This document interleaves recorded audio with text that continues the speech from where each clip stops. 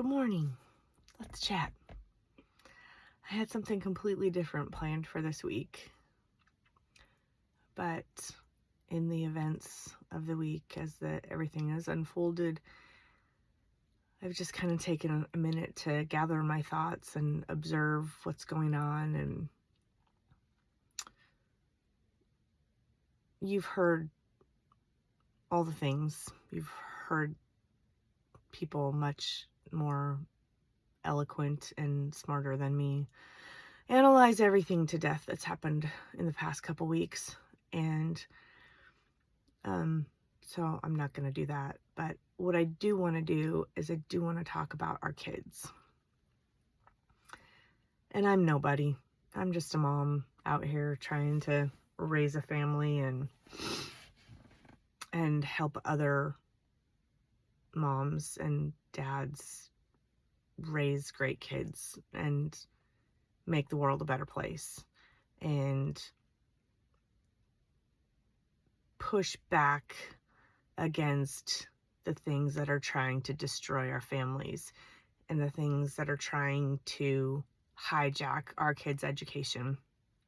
And to have the courage, and that's kind of been my word for years now, is that we just lack courage. We just have lost all courage to do the right thing and to push back against these things that are just forces that want to see us fail, that want to see us give up on our kids' education, that want us to turn over our parental power and our parental responsibility to people, institutions, and entities that don't care about our kids. But what they do care about is turning people into puppets and sheep and hijack their thinking and create people who don't know how to think, who don't know how to learn, who don't know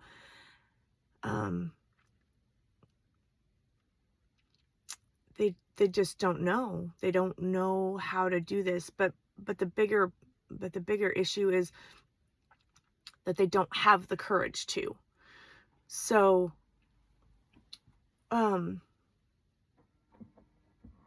we have to have courage, people. Parents, we have to have courage. It's been really sad in the last couple days seeing the response. And you find people in two camps. They're either really prayerful, really thoughtful, really concerned, really sad, or they're celebrating. And there doesn't seem to be a middle ground. There doesn't seem to be like you either agree or you disagree. I don't know. I'm having a hard time pinpointing, I guess, the two diametrically opposed viewpoints that are being brought to light. And I suppose I've known for a long time that those are there and that there's no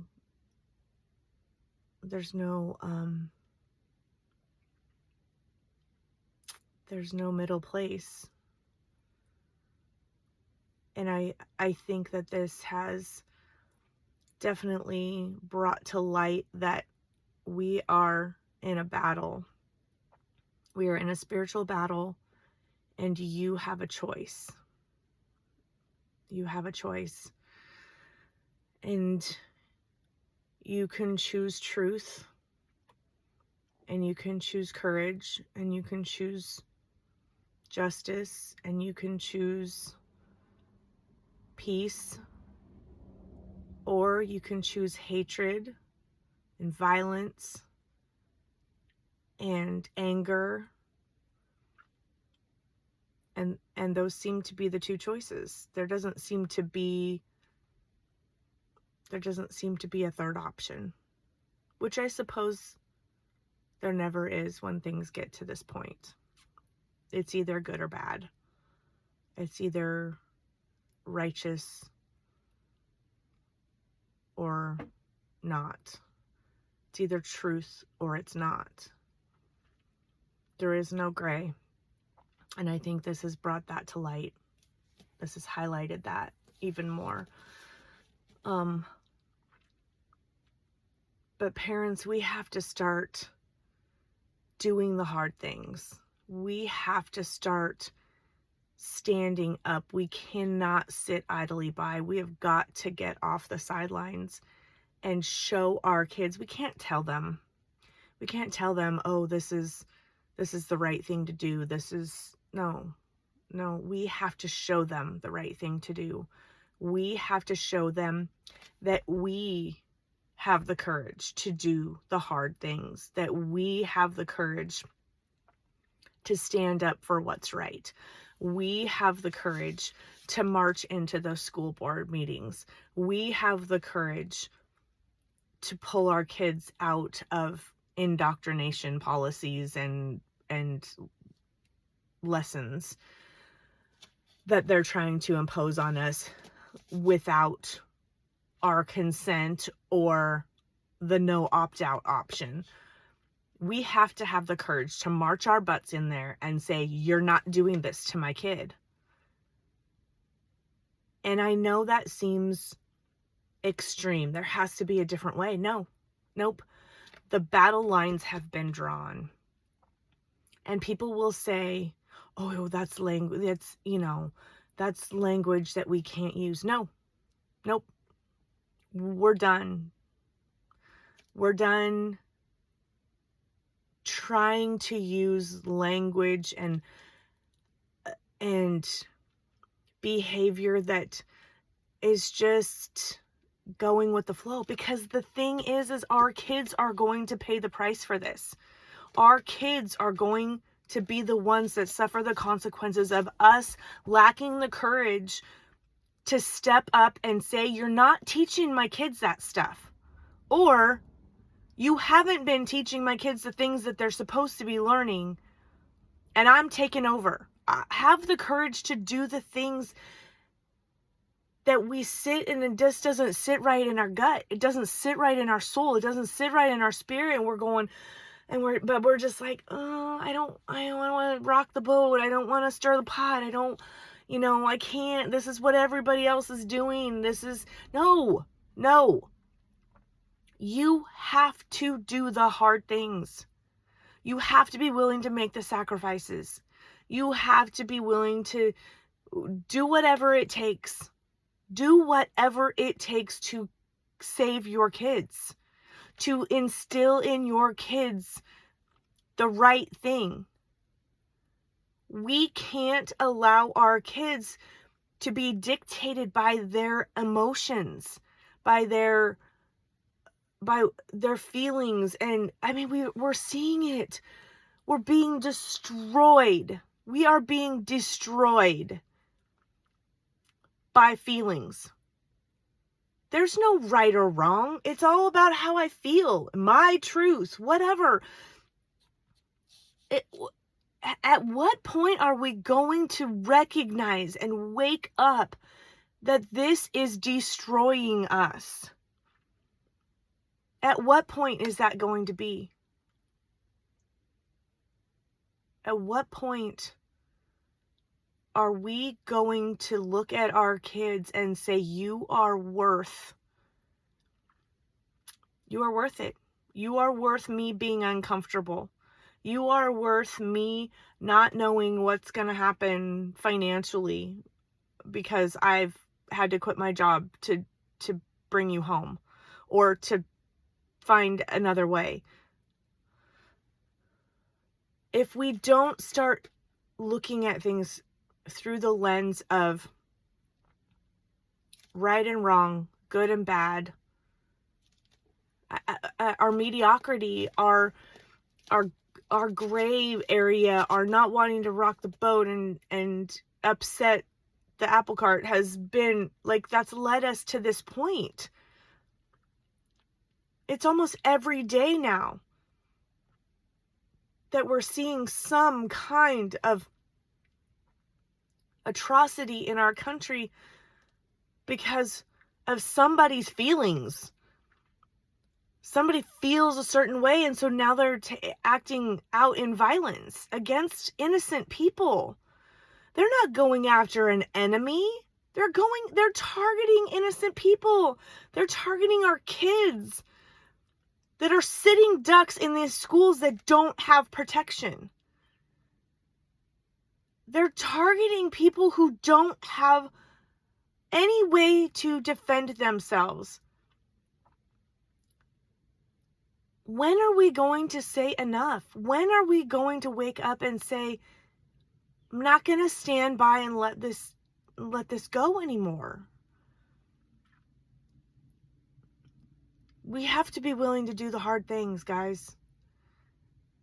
And until we are collectively, as the people of God, as Christian people, as believers in what Jesus Christ told us, this morning's gospel was, I can't remember the numbers.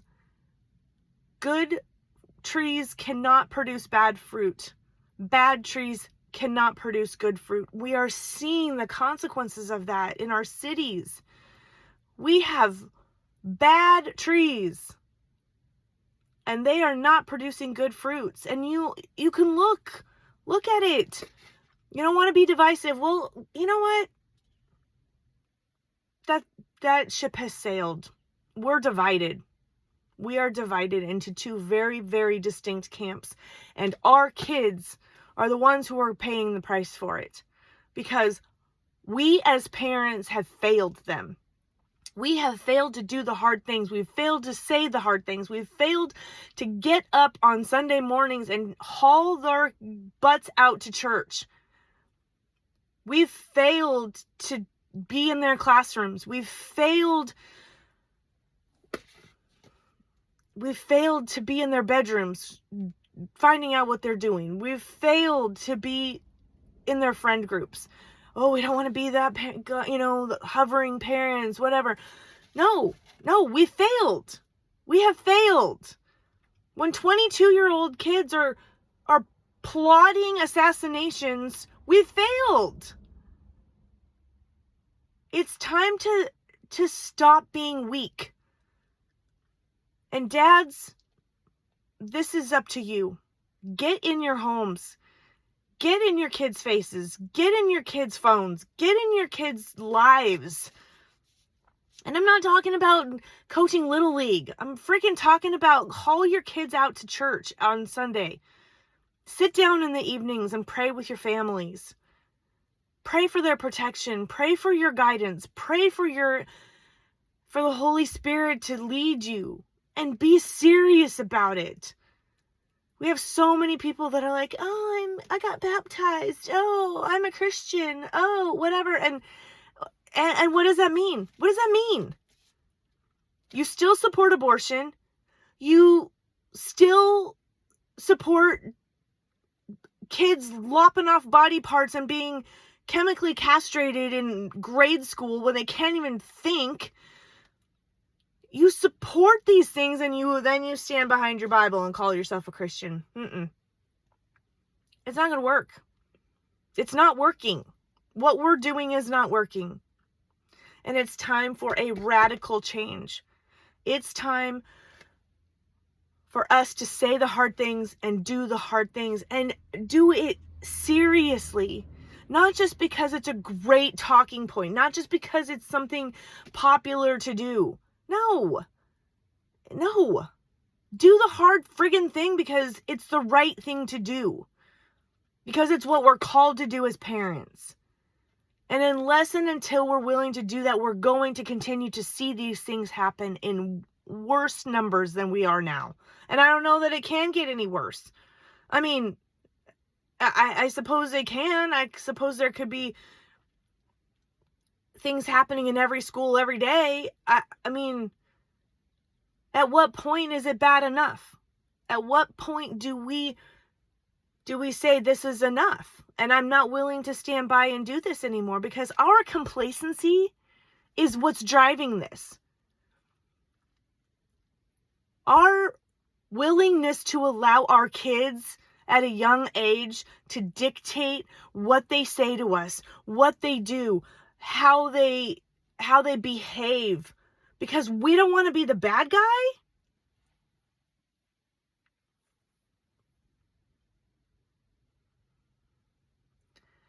I bet there are some people right now that were wishing some parents would have been the bad guy.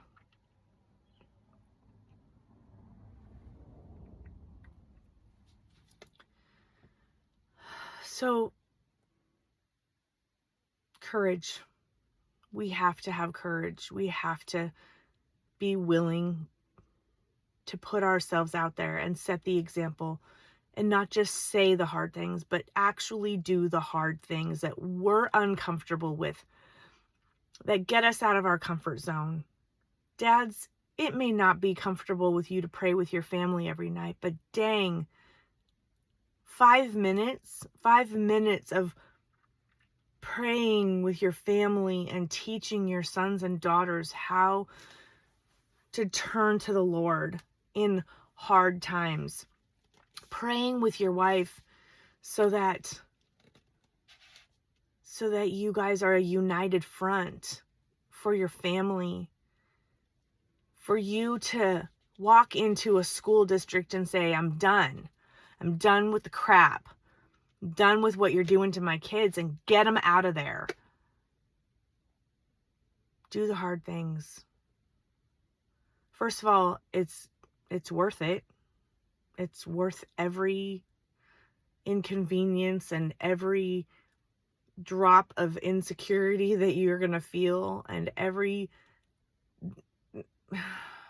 second of trepidation that you're like, I don't know what I'm doing, but I'm going to do this because I'm going to trust that God is going to bless this. If you do what's right as a parent, if you are scared, but you do something as a parent that you think is the right thing, God will bless that. God's going to bless us as families and as parents to do the right things for our kids. He's not going to lead us astray. He's not going to let these things not be blessed. He's going to show you. He's not going to leave you. He promises that. And if we are the Christians that we say we are, then we will trust that. We will trust that He's not going to leave us, that He's going to be with us when we do the hard things.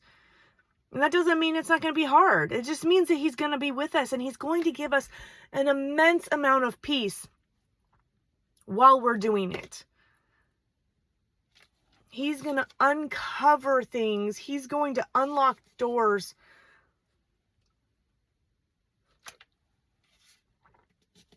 that we never thought would be unlocked. He's going to show us things that we never thought we'd see. He's going to bless our families, but He's not going to bless complacency or lukewarmness or animosity or hatred. And some of this hatred from our kids is being sowed in our families. Do you think He's going to bless that? Do you think hatred in our homes and in our families is going to be blessed? If you are spewing hatred in your home, you might want to wake up. You might want to take a real hard look at the things, the spirit that's in your home and in your family. Because there's a lot of parents out there that just think that there's no consequences for their actions. And they're acting on their feelings. So how do we expect our kids to not act on their feelings if the parents are sitting in their homes going, F the president, do this. We've had presidents recently that we haven't agreed with. But if the spirit in your home is hatred towards those people, instead of a clear, conscientious conversation with our kids about why these things are wrong, If you think something's wrong, have a conversation with your kids. Get your kids out there to change it. But fostering a spirit of hatred and fear of what these people are doing that you disagree with, if you have the courage to find the truth, first of all, a lot of it is based in untruth. I mean, if I hear one more time about how Donald Trump is a racist, I'm going to lose my mind, or not a racist, a rapist, I'm going to lose my mind, or a racist. I mean, all these things. If you think something, you better be finding out the truth. Because headlines and clickbait and fear and the things that come across our feeds and our news channels and our headlines are just that. They're just headlines. Anybody can write anything. That doesn't make it the truth. So if our families and our homes are not grounded in the truth, have the courage to seek the truth. I think that's so important, is that if we don't teach our kids how to seek the truth, they're going to believe the lies. They're going to react to the lies. And I think probably that's what this kid did, is he fell victim to the lies. And then the hatred and the anger grew. And he wasn't taught how not to react to his feelings or act upon his feelings. And he was allowed to let this anger and this hatred fester to the point where he was willing to take someone's life. In public. In broad daylight. With thousands of people watching.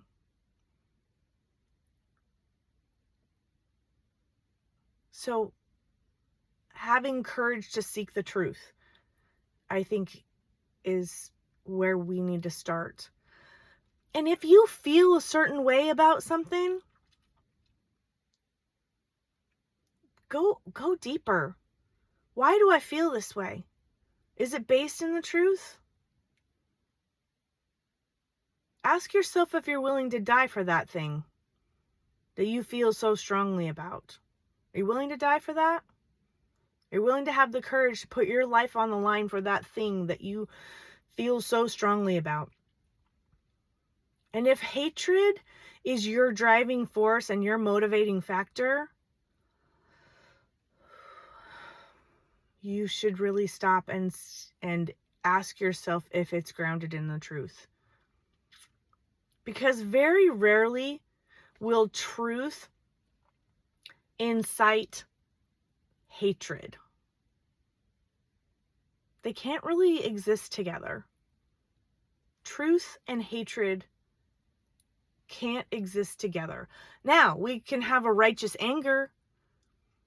We can get fired up about something that's true, but that we see is not right. I mean, the truth can, like, something can be true and not be good. Like that's those two are not mutually exclusive. The truth isn't always going to be pretty. It's not always going to be like the truth about someone's behavior or the truth about the reality of a situation isn't always going to be pretty. It's not always going to be what we want it to be. But when we see the truth for what it is, then we can have the courage to make the change, to talk to our kids, to have conversations, to do the things. So for example, the truth is the school districts are not doing things in the best interest of our kids. That's the truth. So now what do we do with that truth? The truth is vaccines hurt our kids, but they're still being pushed by our pediatricians. That's the truth. So now what do we do with that truth? We can ignore it to the detriment of our kids in both situations. Public policy is broken in certain cities, in certain places, a lot of places. That's the truth. But what do we do with that truth? But we have to seek the truth. If we're going to say that Chicago is a perfectly safe city and everything's hunky-dory there, when there, on any given weekend, are 50, 60, 80 people being shot and murdered, we're not paying attention to the truth. We're not listening to the truth. We're not facing the truth. We're ignoring the truth. So if we ignore the truth in any capacity, we're not doing the right thing. We're doing the wrong thing because we don't want to face the truth. We don't want to accept the truth. We don't want to have the courage to seek the truth. It's much easier to sit back and go, oh, it's not that bad. It's not, nah. No, it's all good. And just keep ticking along, keep going about our everyday life. The thing is we all have an end date. We all have an expiration. We all are going to be having a funeral someday. We don't get out of this life alive. I tell my kids, and it was a poem or a song or I don't know, you have 2 dates and a dash. What are you doing with your dash? What are you doing with that time between your start date and your expiration date? What are you doing with that? Are you seeking the truth? Are you passing that truth on to your kids? Are you living in a manner where when you die, people are going to miss you? People are going to, that's going to leave a hole. It's going to leave a gap.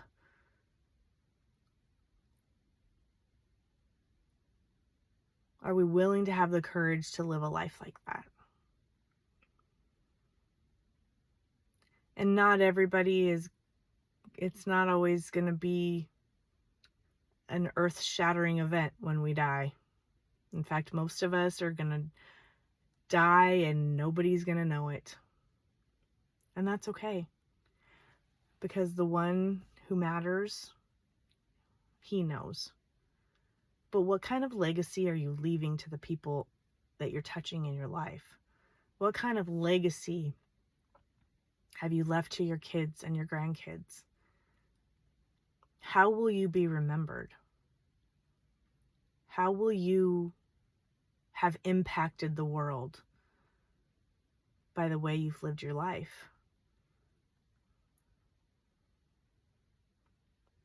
I've been thinking a lot in the past couple days about like my own eulogy. You know, what are people gonna say? What are my kids gonna say when I'm gone? And will my passing, will my absence in their life leave a hole?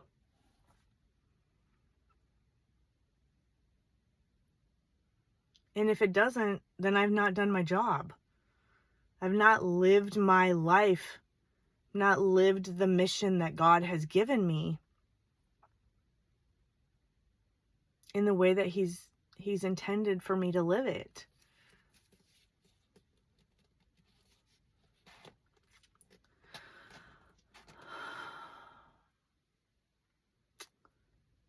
Be the tree that bears good fruit. Be willing to be courageous. Be willing to do and say the hard things. Be willing to leave it all out there. And if you've gotten complacent, if you've gotten lukewarm, it's time to get fired up. It's time to ask yourself how you are changing the world for the better. How you are training up your children in the ways of the Lord.